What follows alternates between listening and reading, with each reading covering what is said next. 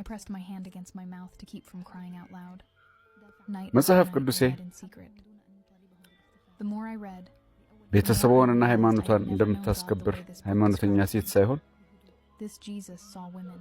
ማረፍ የሚገባት ደካማ ሴት መሆኔን ካሳየኝ በኋላ He loved them without demanding that they disappear. ሌሊት በሚስጥር መጽሐፍ ቅዱሴን ማንበቤን ቀጠልኩኝ። ባነበብኩም ቁጥር እየተረዳሁ ሄድኩ። መጽሐፍ ቅዱሴ እንደሚገልጸው እግዚአብሔርን ፈጽሞ አላውቀውም ነበር።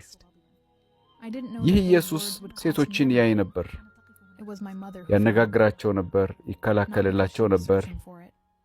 እንዲጠፉ ሳይፈርድባቸው ይወዳቸውና ይንከባከባቸው ነበር።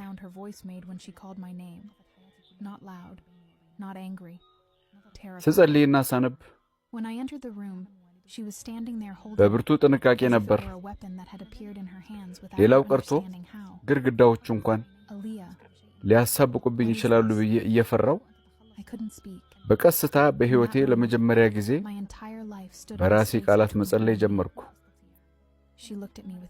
ቃላቶቼ ሁሉን ነገር እንደሚያስከፍሉኝ ሳላውቅ በጌታ ፊት ብዙ ነገር እናገር ነበር። ኢየሱስ ሆይ እውነት ከሆንክ እንዳልጠፋ አድርገኝ አልኩት። አንድ ምሽት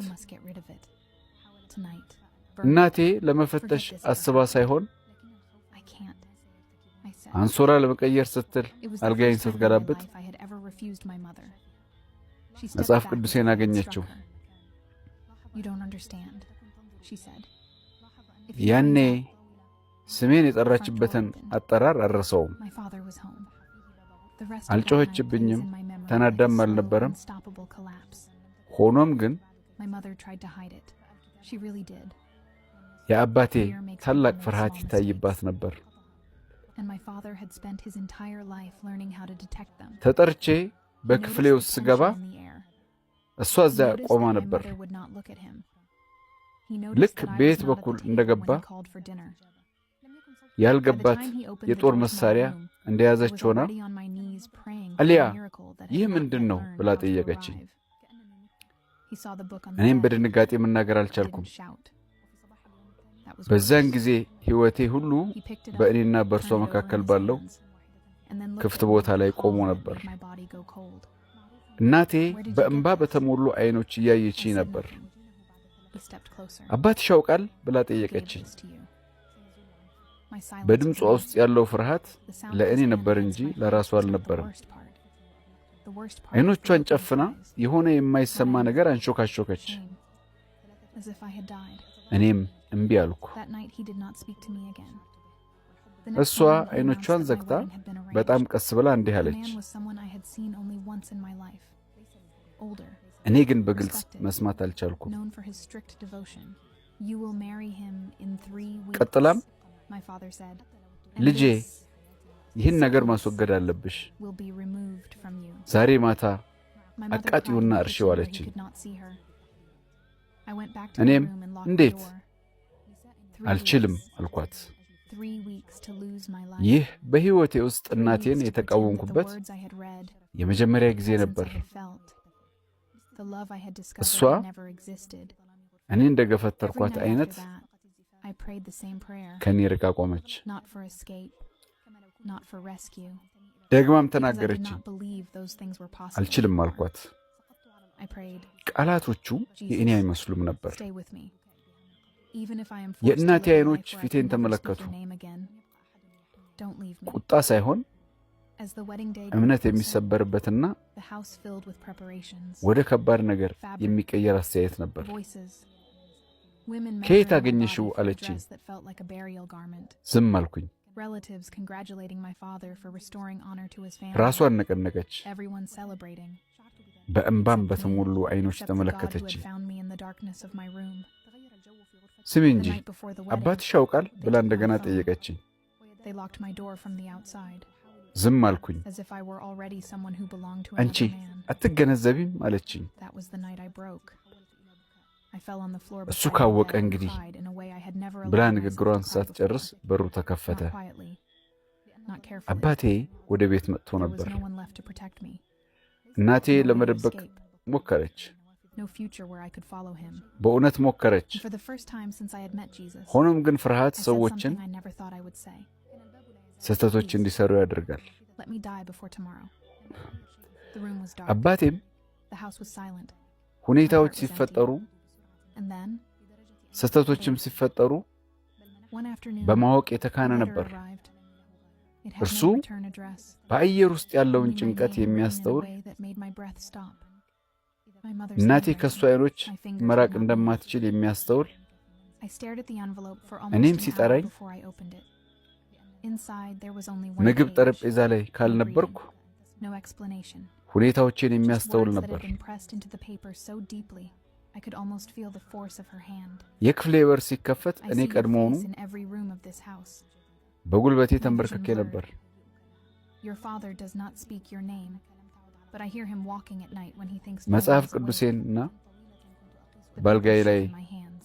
I ተቀምጦ found the place under your mattress where you used እኔም to hide the ተንበርክኬ book. ያዘኝ። I sit there sometimes, አልጮህም። and I ask the God you chose to take care of you. I fell to my ግብረ knees on መልሱ the ግን floor of ከዚያ my የከፋ small room ነበር። in the new country, and cried in a way I መጽሐፍ had not ቅዱሴን felt since ወሰደው። the night I left. በእጁ She has not አገላብጦ stopped being your ተመለከተው። mother. Those were the ከዚያም last words. ቀዝቃዛ በሆነ There ዓይን was no ተመለከተኝ። signature. But I knew, in that moment, the ከየት distance አገኘሽው between አለ። my old life and my new one stopped being a አልመለስኩም። wound and became a bridge. ማን ሰጠሽ I ብሎ began ጮኸ። to write back, not to defend ዝምታዬ መልስ myself, ነበር። not to explain theology, በዓይኑ ውስጥ የነበረው to tell አስተያየት her that I loved her, to tell her that the God she እጁ was ፊቴን speaking to in the silence of በጥፊ my room ሲመታ was the same ከተሰማው God who ድምፅ had walked into it that የከፋው night. ነበር። I do not know if she ever ንዴትም received my letter, but I know that from that day on, ሀፍረትም every time I ሳያንጸባርቅ I saw her face not with pain. እንደ ሞት እኔን እንደተመለከተ የሚያሳይ The years አሳፋሪ that እይታ followed were ነበር። not easy. Freedom does not erase memory. ከዚያ ሌሊት በኋላ There were nights when I አልተናገረኝም። woke up convinced that the door was locked again. There were days when the sound of a man በሦስተኛው ቀን መጥቶ street made my body freeze. ጋብቻዬ There were እንደተዘጋጀ moments when I felt አስታወቀኝ። guilty for laughing in public, for walking alone, for choosing what to wear. የማገባውን ሰው Healing came አንድ slowly, ጊዜ ብቻ ነበር ያየሁት። through prayer, through ትልቅ community, ነበር። through speaking my story again and again, በጣም በህብረተሰቡ until it stopped የተከበረ፣ being a moment of survival and became a በጣም testimony ጥብቅ፣ of life. ለሃይማኖቱ Today I sit ታማኝነት in rooms with የነበረው women ሰው who ነበር። arrive with the same fear in their eyes that I once carried. They አባቴም whisper the እንዲህ same አለኝ፣ question I whispered under my blanket. በ3 ሳምንት ውስጥ ትዳር ትፈጽሚያለሽ፣ And I tell ይህ them what I በሽታም know ካንቺ with every part of ይወገዳል my አለኝ። being.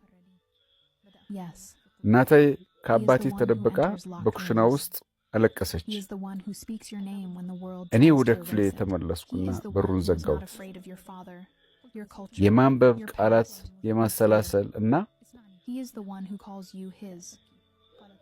Sometimes they ask me የጸሎት if I ሕይወቴ regret leaving, if I regret የተሰማኝ losing my ፍቅር home, እንዳልነበረ ሆነ። my family, my country. 3 ሳምንት I always answer the same ሕይወቴን way. ለማጣት The night before 3 my ሳምንት wedding, ቀሩ። I asked God to let me die. Instead, ማምለጥና he gave me a መዳን life so full እንደሚቻል even my ስለማላውቅ previous purpose. And if you are listening to my ጸሎቴ voice now አንድ from a ብቻ place ነበር። where your future is being decided for you, ኢየሱስ if you are sitting in a room ከኔ that ጋር feels ሁን። more like a prison than a home, if your ስለ fears ሕይወቴ are falling መናገር in እንኳን silence because no በማልችልበት one ሁኔታ around ውስጥ you would እንደሆነ understand them, አትተወኝ። እየጸለይኩ I want you to hear what he said to me. የሰርግ ቀናት እየቀረቡ ሲመጡ You are not forgotten. በቤታችን ውስጥ ዝግጅቱ ጦፈ። You are mine. ሩቅና There is ቅርብ no one ያሉ who ሁሉ comes after the rescue, ሰርጌን ለማድመቅ after the ተዘጋጅተዋል። escape, after the new ከእኔና life begins. በጨለማው ቤት ውስጥ ካገኘኝ that አምላክ no one በስተቀር prepares you for. The moment when you ዘመዶቻችን realize that you are no longer የቤተሰቡን surviving, ክብር አስቀጥሏል ብለው you are አባቴን living.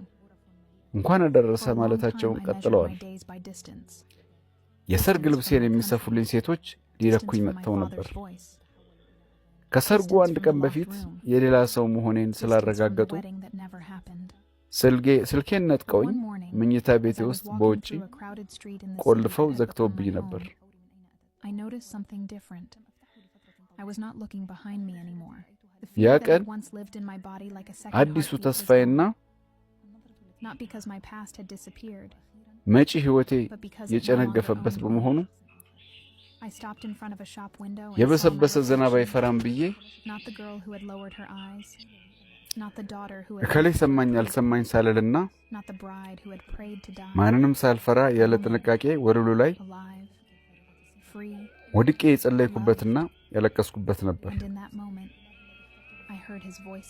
ያ ቀን ሳላስብና ሳልጨነቅ ጌታን አንድ ነገር የለመንኩት ቀን ነበር። እኔም እባክህ ነገ ልሙት ተወኝ አልኩት።